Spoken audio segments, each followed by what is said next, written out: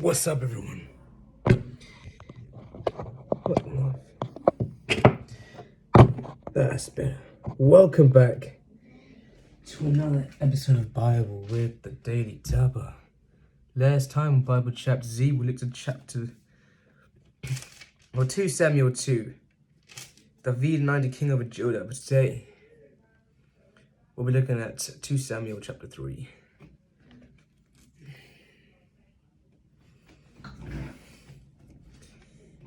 The war between the house of Saul and the house of David lasted a long time. David grew stronger and stronger, while the house of Saul grew weaker and weaker. Sons were born to David in Hebron. His firstborn was Amnon, the son of Ahinoam of Jezreel. His second, Kiliab, the son of Abigail, the widow of Nabal of Carmel. The third, Absalom, the son of Maacah, daughter of Talmai, king of Geshur.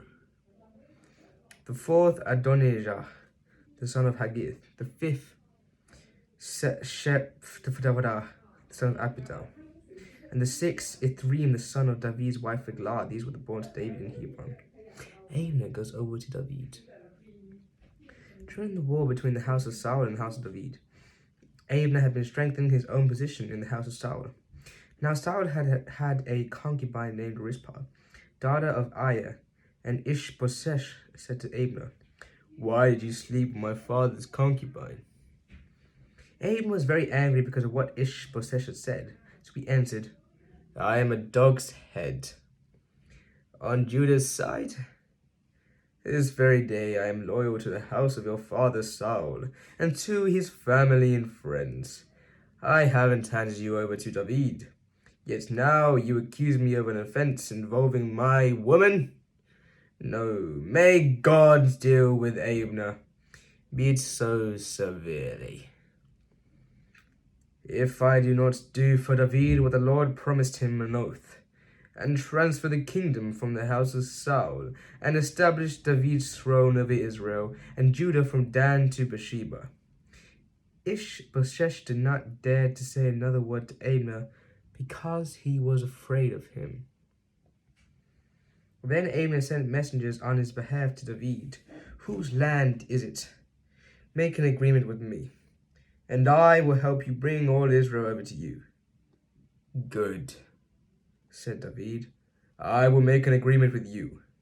But I demand one thing of you.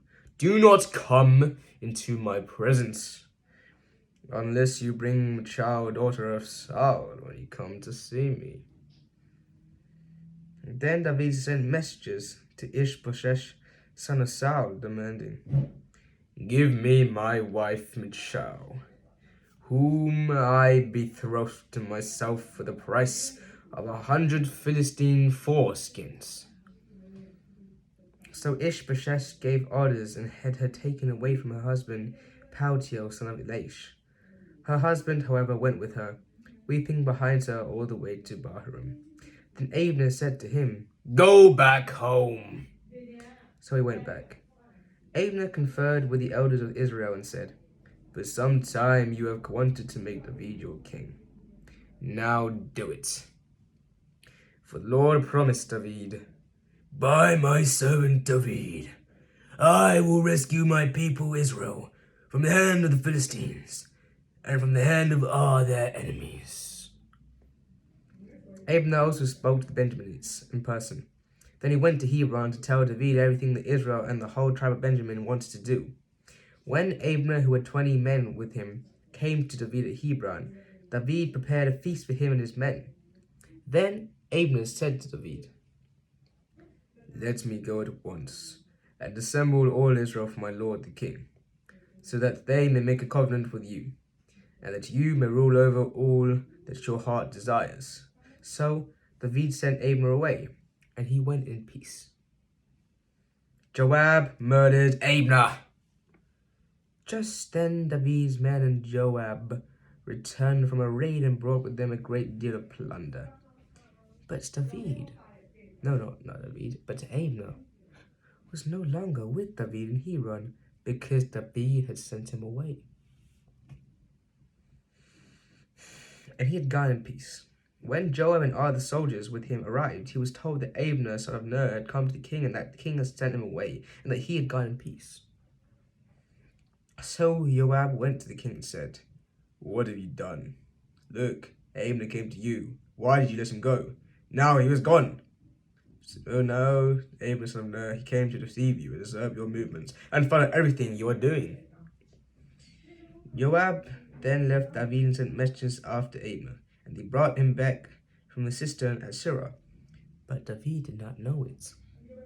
Now, when Abner returned to Hebron, Joab took him aside into a chamber as if to speak with him privately, and there, to avenge the blood of his brother Asahel, Joab stabbed him in the stomach, and he died.